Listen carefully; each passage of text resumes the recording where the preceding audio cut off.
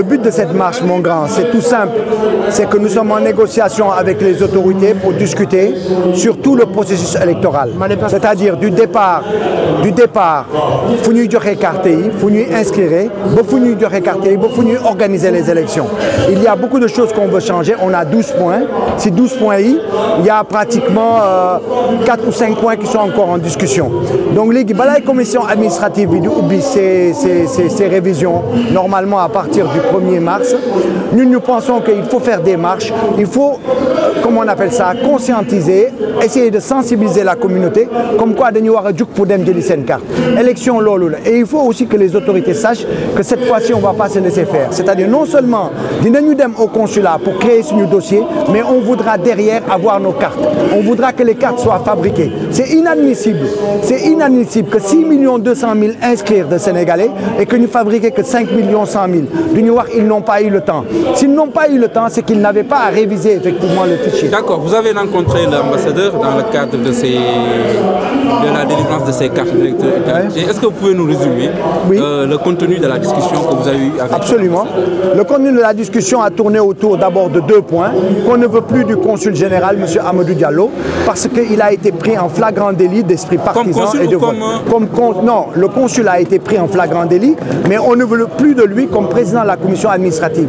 Parce que l'article 6 du code électoral dit que même si le président de la commission administrative est nommé par le président de la République, s'il ne respecte pas les conditions, s'il ne respecte pas le code électoral, il est démis de ses fonctions. Donc aujourd'hui, nous avons dit à M. l'ambassadeur qu'on ne veut plus de lui. Et quelle a été sa réponse? Sa réponse a été de dire qu'il n'est pas là pour le démettre ou pas, mais qu'il conçoit bien ce que nous avons dit et que donc ils allaient le discuter. Lorsque nous avons discuté avec les autorités consulaires, en dehors du consul, parce qu'on ne veut pas rencontrer le consul, on ne veut même pas le voir en photo, quand on a discuté avec les agents, il nous a été dit effectivement qu'un autre président sera nommé.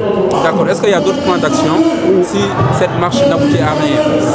Mais évidemment, c'est-à-dire que non seulement on ne veut plus du consul comme président de la commission, mais on ne veut plus du président de la décennat qui n'a pas été à la hauteur de sa tâche. Nous avons écrit au président de la Sénat qui va nous répondre, qui nous a envoyé une lettre comme quoi il a reçu notre dossier et qu'il allait l'étudier.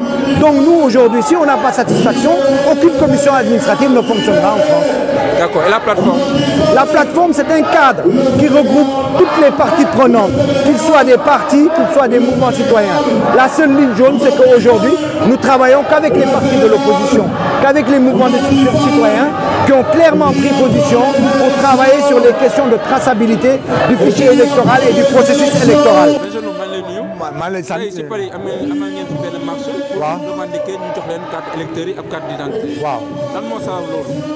Lu ko sabab mooy élection yi ñu vivre ci législative yi dafa nekk les élections yu pire yu ñu mën gis en France. Au plan organisationnel c'était chaotique. Au plan des cartes, il y a eu 19 000 cartes qui ont été changées. C'est là que nous voulons changer. Si nous avons des élections, nous devons changer. Donc nous devons rencontrer les autorités. Nous devons que les Sénégalais puissent voter dans la paix et le calme. Et que donc pour l'OLU, nous devons rencontrer, nous avons 12 points. Nous avons 12 points, nous devons discuter ici pour que nous ayons des solutions. D'accord.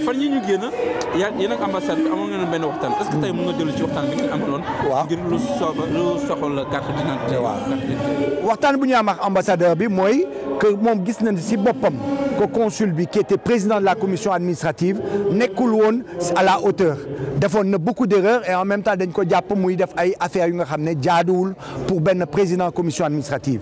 Alors ñu ne ambassadeur bi de toute façon comme que article 6 code électoral bi dafa nekk ku nga xam ne da nga nekk président commission administrative defoo sa liggéey dañ la war a démettre dañ la war a dindi. Donc léegi ñun première chose bu ñu ko wax mooy que il faut ñu dindi ko non bëggatuñu mu nekk président de la commission administrative. D'accord.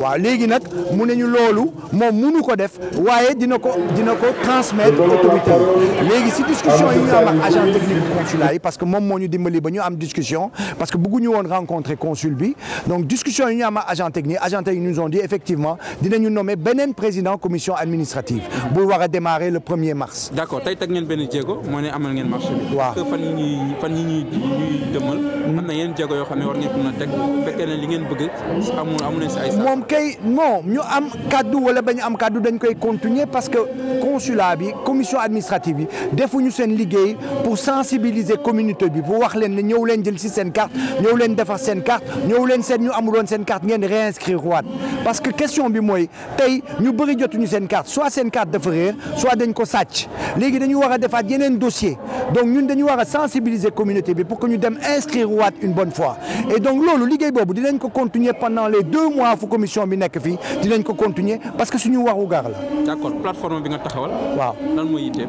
plateforme bi ñu taxawal mooy day regrouper dafay booloo tous les partis tous les mouvements citoyens yi nga xam ne tey dañu defe ne que dañu war a liggéey ci processus électoral bi pour que ñu am ay élections yu apaisées ay élections yu nga xam ne xeex du ci am ngay ñëw di voter ñu lay dóor comme ni ñu gis au mois de juillet loolu bëggatuñu ko gis fii loolu dafa ñaaw léegi loolu moo tax plateforme bi exister c'est plateforme bi tant que processus électoral bi leerul dina continuer exister pour que yëpp jaar ci yoon. Aboubacar Bengelloune maa ngi lay gërëm di la sant. ñu ngi lay gërëm ñun tamit merci beaucoup.